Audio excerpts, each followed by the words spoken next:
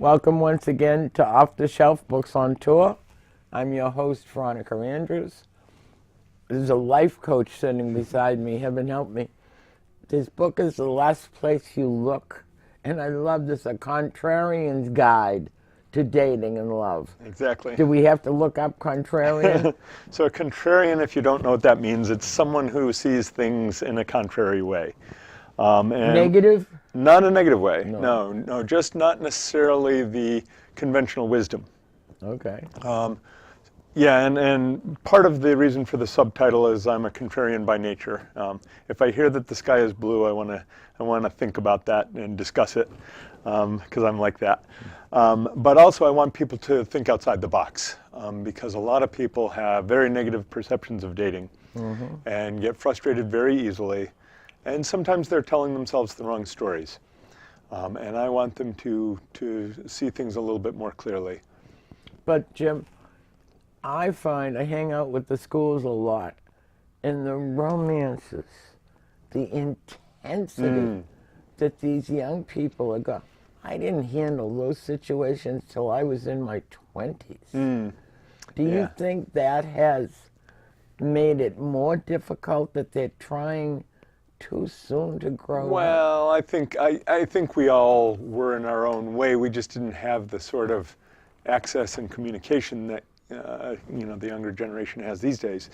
But we always had the intensity of feeling, and that can get in the way, as I talk about a little bit in the book. But lack of patience. Lack of patience can be a problem. Yeah, they want it now. Yeah, and that's a great point you raised. And I don't really address that in here. The lack of patience. What I do address is seeing things clearly, which might be another side of the same coin. Right. I mean, if you take your time and you learn and you spend time with these people in all different situations, then it's a bonus. It's building a foundation for a building that, if there is a future for it, you can depend on. Well, that's one of the themes in here is about just making connections, and so that goes hand in hand with patience. You're not trying to marry the first person you go out on a date with. You're trying to get to know them and see whether you want them to be part of your life. And that can mean a romance, or it can mean a lifelong friendship. This lovely book cover was designed for me by my Scrabble buddy, Edie, who I met through a dating website, Match.com. And we got along well enough, but we didn't have any big click romantically. And we decided to just start playing Scrabble. And we've been friends ever since. And she is kind of a rock star in the design world. She was the director of design for O'Reilly Publications, just retired. And I knew about her work before I ever met her. So when she heard I was writing a book, she said, "I'm doing the cover." And I said, "All right." So I got this lovely cover for free. I don't know what it would have cost me to get this kind of work. But that kind of friendship has served me well in my life. To like the person before you fall in love with them. Yeah. To know that they value family, that your religions might not be exactly the same, but you believe likewise. Because I've seen marriages that when the children come along, whoa, Yeah. and you didn't think about that. Yeah. You didn't see that happen to other people.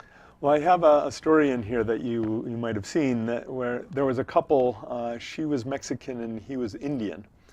And she had dated an Irish guy that shared her Catholic faith, but they just didn't see things quite the same way. Irish are like that. Yeah, they are. Yeah, life intruded.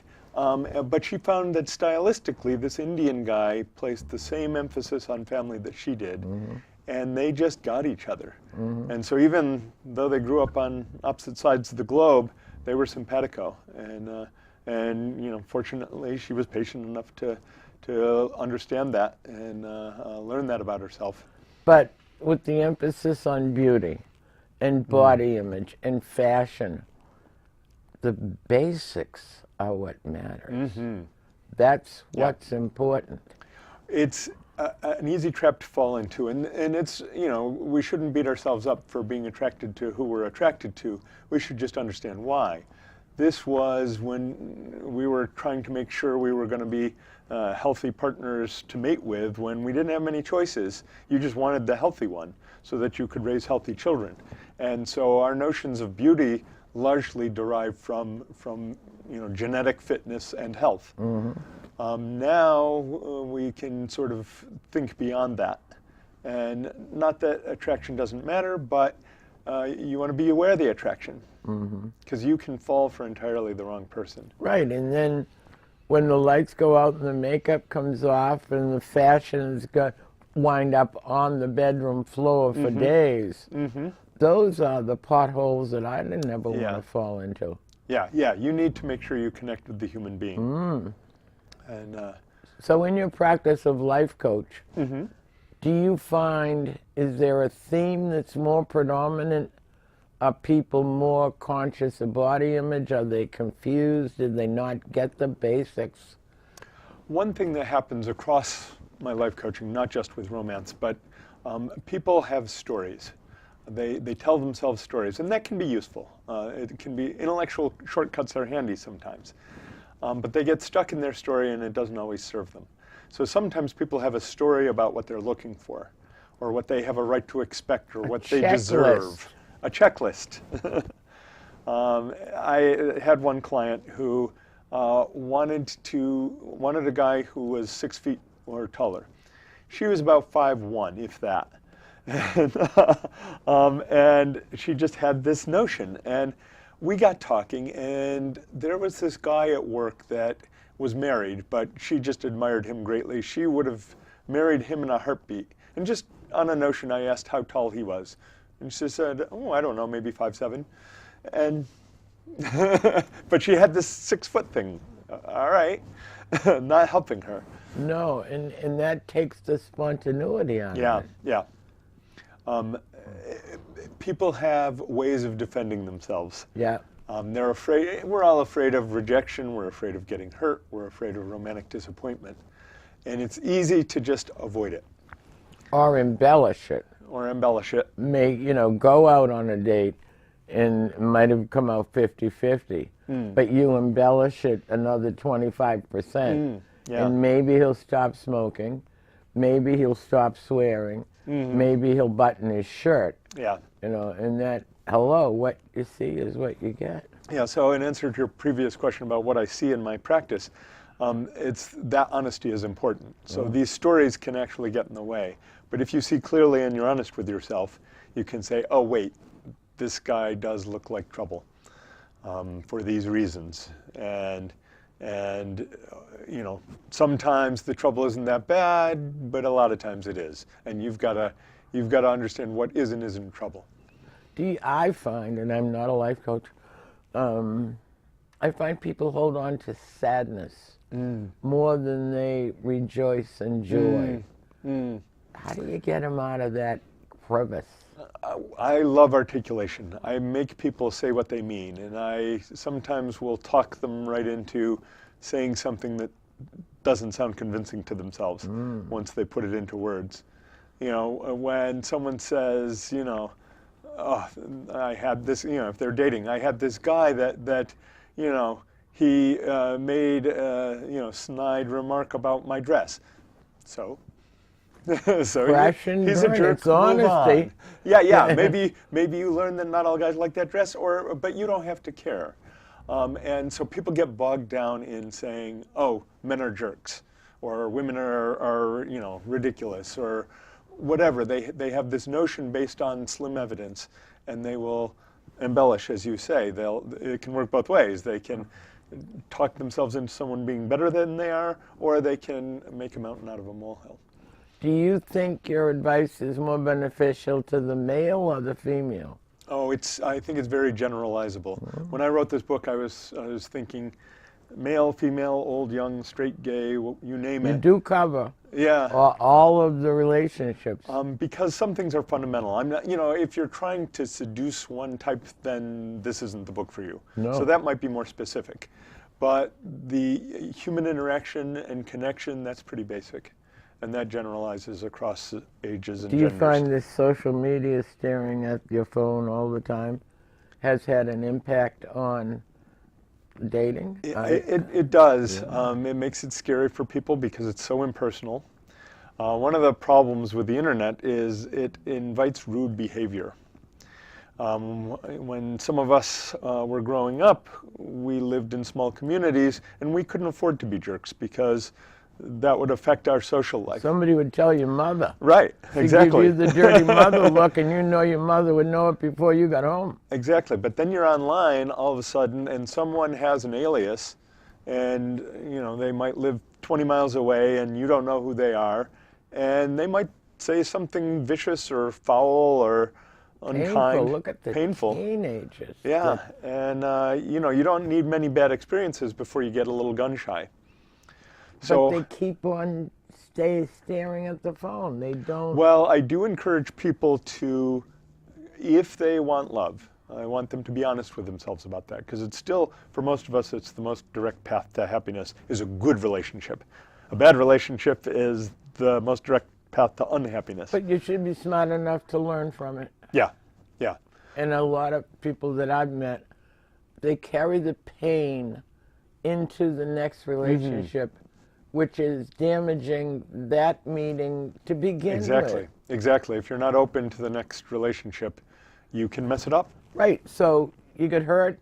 You're not the first person. Yeah. This is what search means. Yeah. It's not pushing a button and finding all the emails you were looking for. And you put it away as a life experience and you move on. Yeah. Yeah, most of us experience pain. You have I'd say to, all so of us that do. you can really enjoy joy. Yeah, exactly.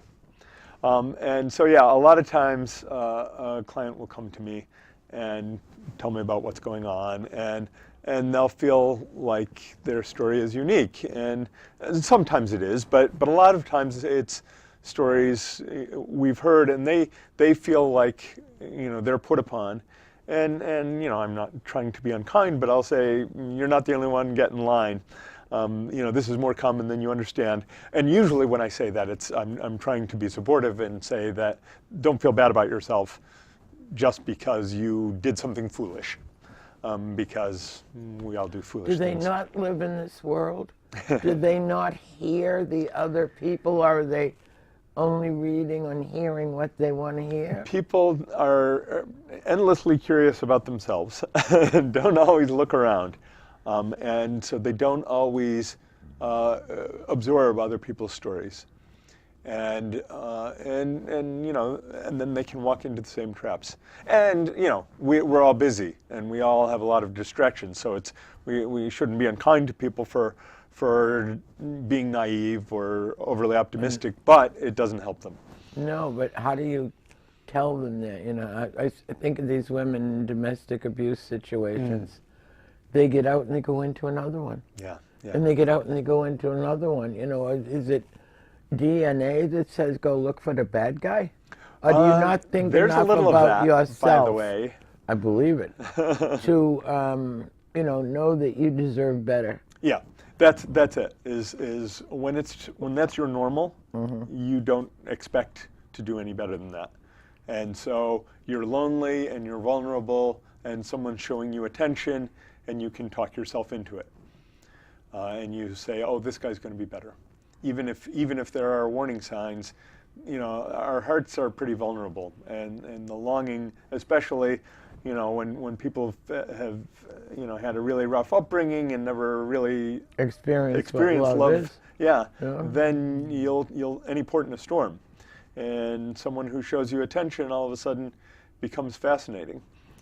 And and by the way, I'm not above it. I was in a very painful marriage to a deeply troubled woman, and it took me the longest time to wise up and get out of it. But I was vulnerable. I was a sitting duck. Did you learn from it? Oh yeah. Well, that was one of the reasons I became a life coach. Is I had a terrible marriage, and my ex actually bankrupted us. That wasn't why I left her. That was the least of the problems, believe it or not. I had a job I hated. I was all the way over on the West Coast, and not where I wanted to be. And I was thoroughly miserable. And finally, I wised up and started fixing things one by one. And then I realized, oh, if I'm honest with myself and just methodically start cleaning things up, I can help other people do that as Do you well. remember what did it? Was it a Yes. book? Was it a conversation? It was, I know that the first thing that really turned the key for me, I was chatting online with a stranger. I had been raised to keep my problems to myself, and I never discussed anything with anybody. Family business. Exactly. And then the internet came along, and I discovered I could talk to perfect strangers 1,000 miles away that were outside of my social context. And so the rules had changed, and I felt like, okay, they're never going to meet me. They don't know who I am, so I can talk to them. I can unburden myself because I had so much to say. And so I'm talking to a young woman, I'm going to say Kansas City. I was living in Seattle at the time.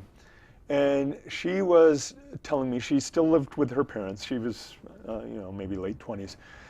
She said, "My father is 70 and he hates my mother. Don't end up like him."